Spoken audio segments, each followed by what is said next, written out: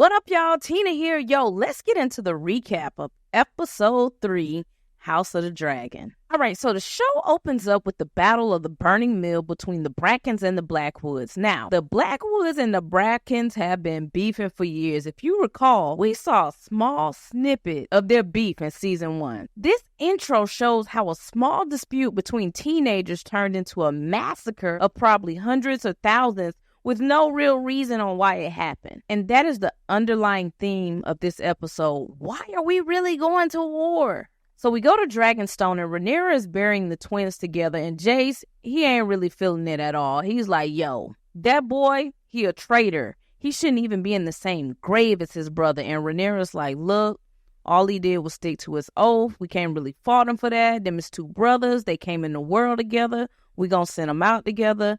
That's how they will want to have it done. So my auntie Rhaenys was like, yo, it seems very out of character for the Greens, especially Otto. I think there's other people behind this. After a while, Rhaenyra, we won't even know what started this war.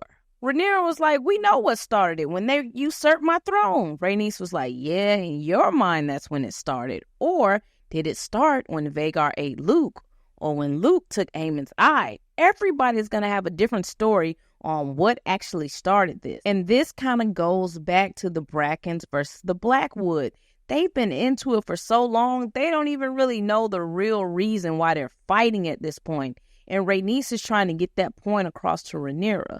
Rhaenys is like, look, listen, if you want to save the lives of thousands, you may need to go talk to Alicent. You two women wield enough power to have some say over what's happening moving forward.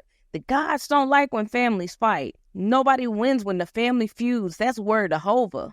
So we go to King's Landing, and Kristen Cole is like, shit, nigga. He's like, damn, what have I got myself into? So he's late walking into the council meeting, and this new set of Kingsguard are just straight chilling. Not at attention, no respect whatsoever. Aegon has replaced some of the Kingsguard because they sacrificed Sir Eirik on a dummy mission, and the whole council was like, yeah, Kristen, that was kind of stupid. Aemon was like, hey, yo, the war has surely started now. The Brackens and the Blackwoods had a battle. Aegon was like, great, we'll take that as a W. And the council was like, yeah, no. Both sides lost a lot of people. We can't really take that as a W, my boy. They then began to discuss how they would take Harrenhal. And Kristen Cole was like, listen, it's going to take too long for any of our counterparts to get to the Riverlands. I'll just go. Aegon was like, great, I'll ride with you. And Aemon was like, nah, bro, you may need to stay back. It's not a good idea for you to go. Just chill. So then we bounce over to Dragonstone, and we see the White Warmer Rhaenyra pretty much negotiating. It was like, listen, I saved your life. I don't want much. I just want to be on your council. I want to be a representative for the small folk. Now, by then, Sea Smoke is going crazy. He's screaming as he flies about, and my theory is he's probably feeling that Laenor has passed away. Mysaria was like, hey, sounds like that dragon may be getting lonely. And Rhaenyra was like, yeah, that's my ex-husband's Laenor's dragon. He's been restless here lately. Now, Rhaena and Rhaenyra have a meeting, and she's pretty much like, Rhaena, I'm sending my 3 sons away. I need you to go with them. Now, Rhaena's not feeling this idea at all. She feels useless, helpless. She feels like she's being demeaned down to be a babysitter. Her being the younger sibling, not a dragon rider, she always has felt less than. And this mission that she's being assigned to doesn't really help her self-esteem at all. So she's not really feeling this. Then we jump over to Harrenhal, and Daemon was expecting a fight. But luckily, it was given to him kind of freely without any restriction whatsoever. The only action he got was when he attacked the one soldier, which wasn't in the script at all. So he burst up into the dinner and was like, hey, yo, I'm claiming Harrenhal. And Simon Strong was like, hey, all right, I pledge to Rhaenyra. You can have this castle. We got dinner ready for you. Have a meal. We're going to give you some good old Southern hospitality. And yo, Daemon was sitting at the dinner table with such an anticlimactic look on his face. He just knew he was going to a battle. He was so upset he didn't get to fight anybody. Simon was like, look, ain't no beef. We don't really mess with Larry Strong like that. We know he a snake. We know he killed his father and brother, so we not Team Green at all. There ain't gonna be no problems with us here. So then we jump over to King's Landing, and Kristen Cole is preparing to take Harrenhal, where Daemon currently is, and Alicent introduces her young brother, Sir Gawain Hightower. And Sir Hightower was like, hey, yo, I'm riding out with you. Matter of fact, how did you work your way up to being Hand of the King? I find it odd that my dad isn't here anymore. He also notices the interaction between Crispy Chicken Cole and Alicent, because right now they're kind of at odds with each other, but he notices that Cole asked Alicent for her favor before war. I don't know why when couples be like beefing, they don't realize that us in the general public can see y'all body language. We can see what's going on. So it's obvious like something is going on between these two. And Gawain is like, yep, I'm clocking it right now.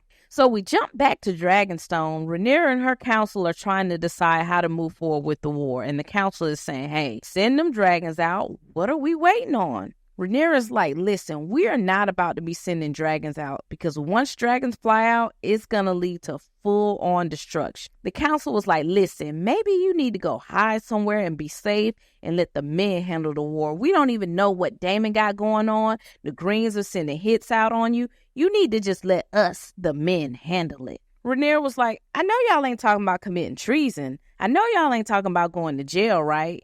Let me go ahead and lead this meeting, because y'all are tripping. Y'all are trying to take over my throne and usurp me once again. Let me go take a breather. Let me go take a break. Then my auntie Rhaenys was like, listen, Rhaenyra is not Aegon the Conqueror. Rhaenyra is the daughter of Viserys, the granddaughter of Jaehaerys, the conciliator, the most peaceful ruler.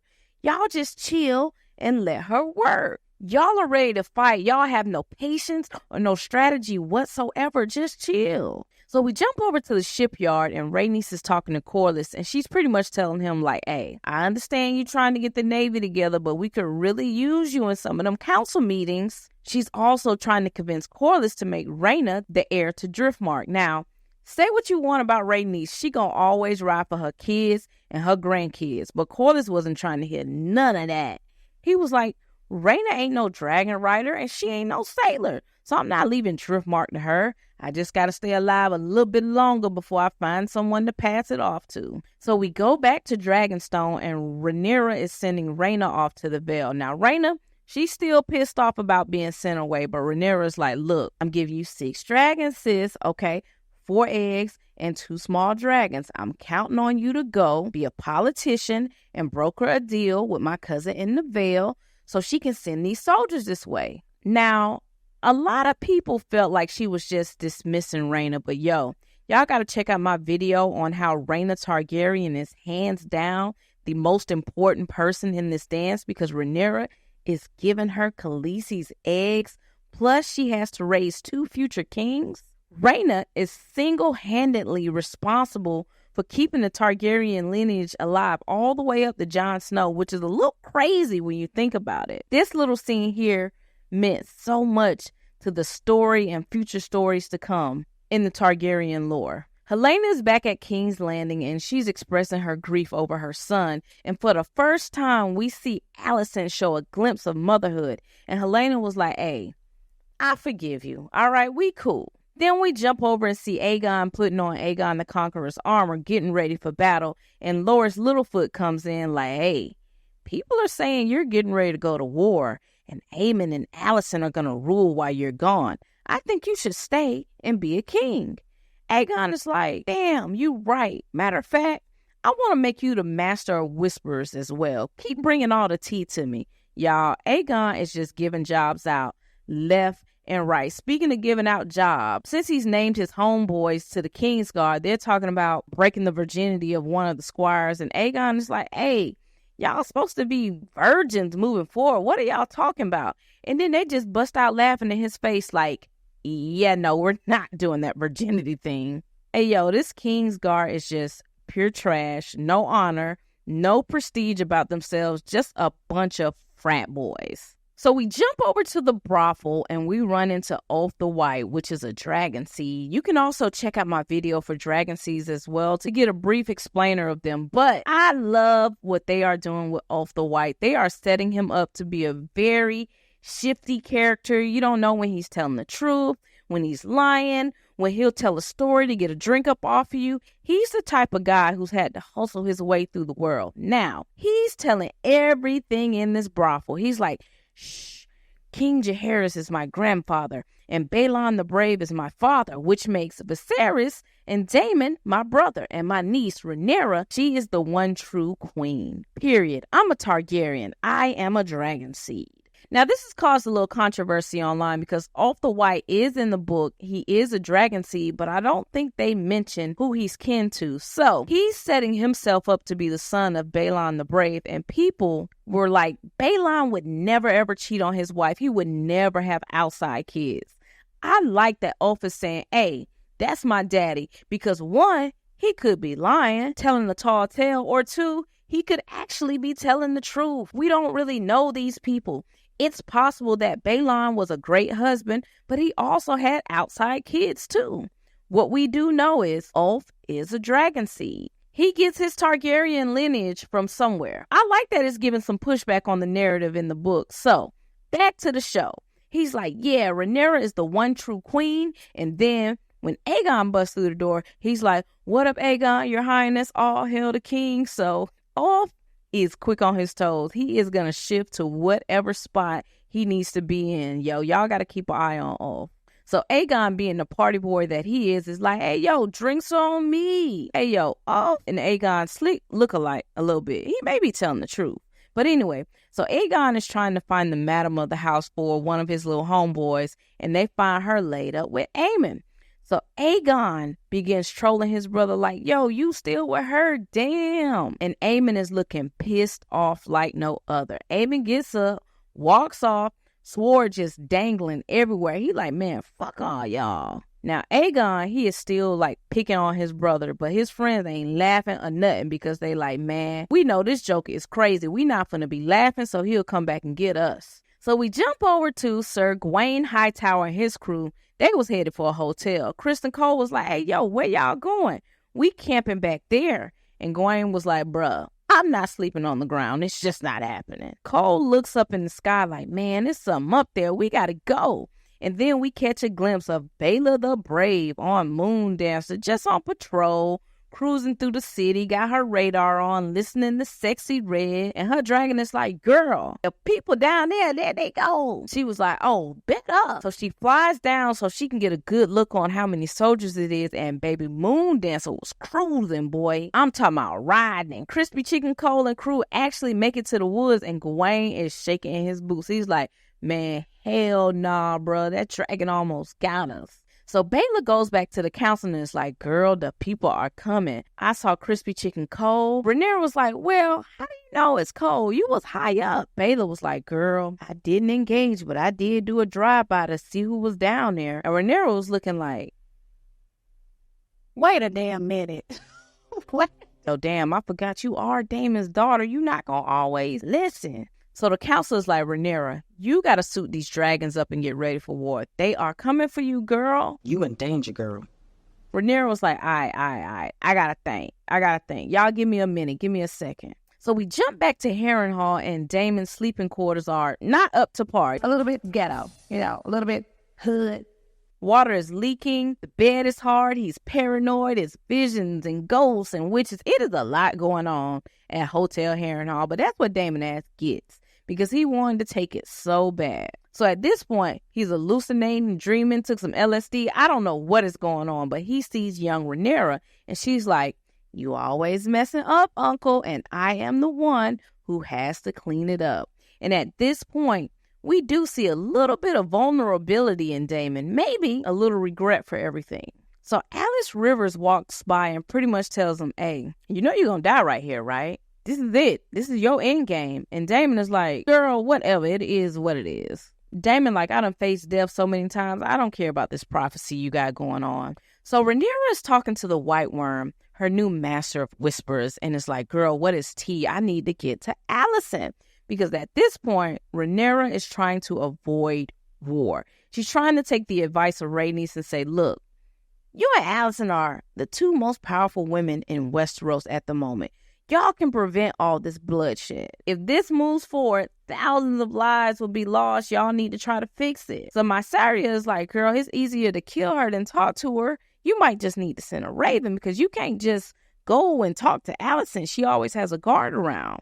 Unless you're going to go talk to her at the chapel. She was like, matter of fact, that's actually perfect. Don't nobody pay attention to women or nuns. Put this little nun outfit on, get on the boat. You can walk right through the town and won't nobody ever notice you because obviously no one pays attention to women and nobody pays attention to nuns. So she walks right through the kingdom, sits down with Allison and is like, girl, we got to figure this out. It's about to get really far, really fast. And Allison was like, girl, there is nothing I can do. I can't control these men. Aemon is crazy. Aegon tastes blood and my daddy is gone. So, I mean, girl, it's nothing I can do at this point. Plus, I know what your daddy said. He wanted everything to go to Aegon. Rhaenyra was like, damn, bro, she might actually be telling the truth. You could see it in her face. Rhaenyra might have been thinking about like bending the knee because she really felt like Allison's telling the truth. Maybe my dad did change his mind at the last minute. So Rhaenyra takes a deep breath and she's like, okay, what exactly did my dad say? Allison was like, he ain't say your name at all. He said Aegon, the prince that was promised. And Rhaenyra was like, whoa. He said the prince that was promised? She was like, yeah, my son Aegon is the prince. Rhaenyra was like, girl, it's like 10 Aegons in our family. What are you talking about? You got a son named Aegon. I got a son named Aegon. Why you thought he was talking about your son? She was like, girl, he wasn't talking about your son. He was talking about Aegon the Conqueror. Allison was like, and Rhaenyra is like, this is crazy. Rhaenyra was like, girl, we can really fix this. It's not too late. Allison is like, girl, it is over. I messed up, but I ain't taking it back. And at this point, Rhaenyra is like, okay, I now know that if I go to war, it's not in vain. I know that my dad wanted me on that Iron Throne. If we're about to lose people, we're at least doing it for the right reason. So y'all can also check out my video about Rhaenyra and Aegon and her reasoning for being passive with this war. But yo, tell me how you feel. How did y'all like this episode? Were y'all really vibing with it? I liked it. I saw a lot of people was like, yo, the season's moving so slow. Nothing is happening. Y'all are going to get some action next episode. But I really did like this episode as well. It was so much going on. We got to see Harrenhal. We got to see Baela on Moon Dance. So I was lit this episode. Plus, I do enjoy like a lot of the council meetings and politicking. That's my type of vibe. But yo, leave your comments below.